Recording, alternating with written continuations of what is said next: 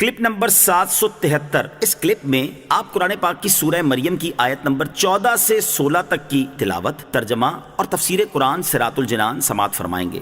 بسم اللہ الرحمن الرحیم۔ ترجمہ، اللہ کے نام سے شروع جو نہایت مہربان رحمت والا ہے۔ وَبَرًّا بِوَالِدَيْهِ وَلَمْ يَكُنْ جَبَّارًا عَصِيًّا۔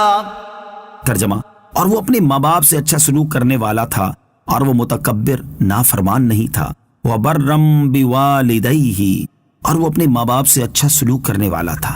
اس آیت میں حضرت یحییٰ علیہ السلام کی مزید 3 صفات بیان کی گئی ہیں۔ نمبر 1، آپ علیہ السلام ماں باپ کے فرما بردار اور ان سے اچھا سلوک کرنے والے تھے، کیونکہ اللہ عز و جل کی عبادت کے بعد والدین کی خدمت سے بڑھ کر کوئی طاعت نہیں، اور اس پر اللہ تعالیٰ کا یہ قول دلالت کرتا ہے، وَقَضَىٰ رَبُّكَ أَلَّا تَعْبُدُوا إِلَّا إِيَّاهُ وَبِالْوَالِدَيْنِ إِحْسَانًا۔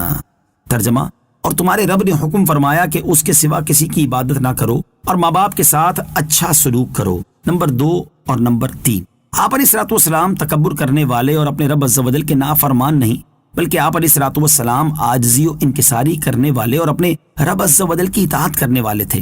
یہاں جبار کے معنی متکبر کے ہیں، اور ایک قول یہ بھی ہے کہ جبار وہ شخص ہوتا ہے جو غصے میں مارے اور قتل کرے۔ وَسَلَامٌ عَلَيْهِ يَوْمَ وُلِدَ وَيَوْمَ يَمُوتُ وَيَوْمَ يُبْعَثُ حَيًّا۔ ترجمہ، اور اس پر سلامتی ہے جس دن وہ پیدا ہوا اور جس دن وہ فوت ہوگا اور جس دن وہ زندہ اٹھایا جائے گا۔ وَسَلَامٌ عَلَيْهِ، اور اس پر سلامتی ہے، یعنی جس دن حضرت یحییٰ علیہ السلام پیدا ہوئے اس دن ان کے لیے شیطان سے امان ہے کہ وہ عام بچوں کی طرح آپ علیہ السلام کو نہ چھوئے گا، اور جس دن آپ علیہ السلام وفات پائیں گے اس دن ان کے لیے عذاب قبر سے امان ہے، اور جس دن آپ علیہ السلام کو زندہ اٹھایا جائے گا اس دن ان کے لیے قیامت کی سختی سے امان ہے۔ اس آیت کی تفسیر میں ایک قول یہ بھی ہے کہ پیدا ہونے، وفات پانے اور زندہ اٹھائے جانے کے یہ تینوں دن بہت وحشت ناک ہیں، کیونکہ ان دنوں میں آدمی وہ دیکھتا ہے جو اس سے پہلے اس نے نہیں دیکھا، اس لیے ان تینوں مواقع پر انتہائی وحشت ہوتی ہے۔ تو اللہ تعالیٰ نے حضرت یحییٰ علیہ السلام کا اکرام فرمایا کہ انہیں ان تینوں مواقع پر امن و سلامتی عطا فرمائی۔ حضرت سفیان بن عیینہ رحمۃ اللہ تعالی علیہ فرماتے ہیں کہ انسان کو 3 دنوں میں وحشت کا سامنا ہوتا ہے۔ جب وہ پیدا ہوتا ہے تو ماں کے پیٹ سے باہر آ کر ایک نئی دنیا کا سامنا کرتا ہے، اور وہ جب مرتا ہے تو ایسی قوم دیکھتا ہے جسے پہلے کبھی نہیں دیکھا ہوتا، اور جب دوبارہ زندہ کیا جائے گا تو اپنے آپ کو ایک عظیم محشر میں پائے گا جس کی مثل اس نے کبھی نہ دیکھا ہوگا۔ تو اللہ عز و جل نے حضرت یحییٰ علیہ السلام کو ان تینوں وقتوں میں امان و سلامتی کا مژدہ دیا۔ یاد رہے کہ سلامتی تو یقیناً ہر نبی علیہ السلام کو حاصل ہے، لیکن بطور خاص اللہ عز و جل کا بشارت دینا ایک جدا گانا فضیلت رکھتا ہے۔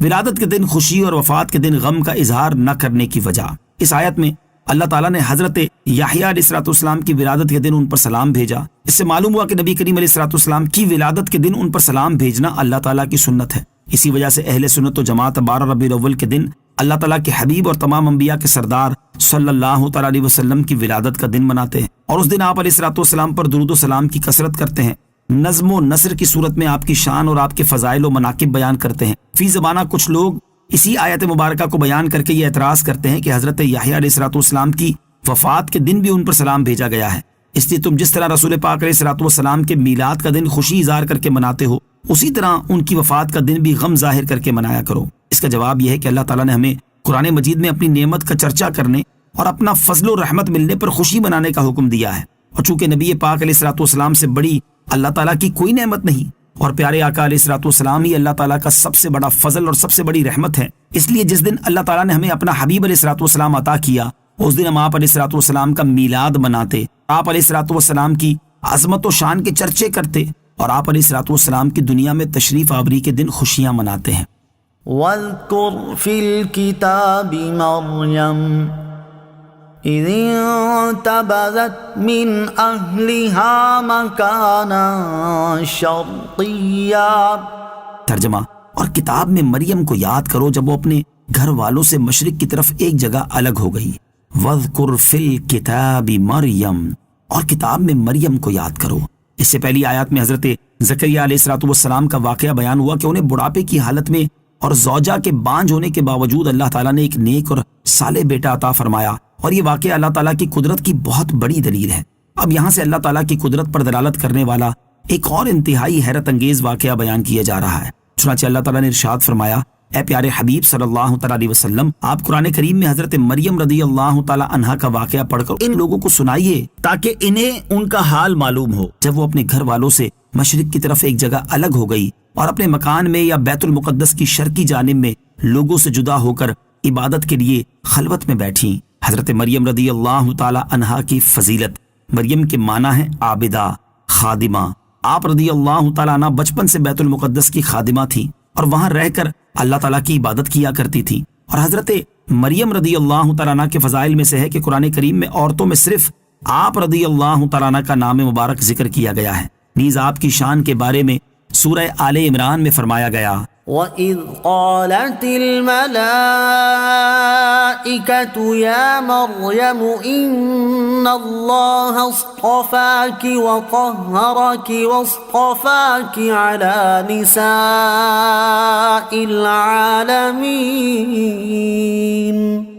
ترجمہ، اور یاد کرو جب فرشتوں نے کہا، اے مریم، بے شک اللہ نے تمہیں چن لیا ہے اور تمہیں خوب پاکیزہ کر دیا ہے اور تمہیں سارے جہان کی عورتوں پر منتخب کر لیا ہے۔ نوٹ، حضرت مریم رضی اللہ تعالی عنہا کی ولادت اور پرورش کے واقعات سورہ آل عمران کی آیت نمبر 35 تا 37 میں بیان ہوئے، اور آپ رضی اللہ تعالی عنہا کی عبادت اور ریاضت کا ذکر آیت نمبر 43 میں کیا گیا ہے۔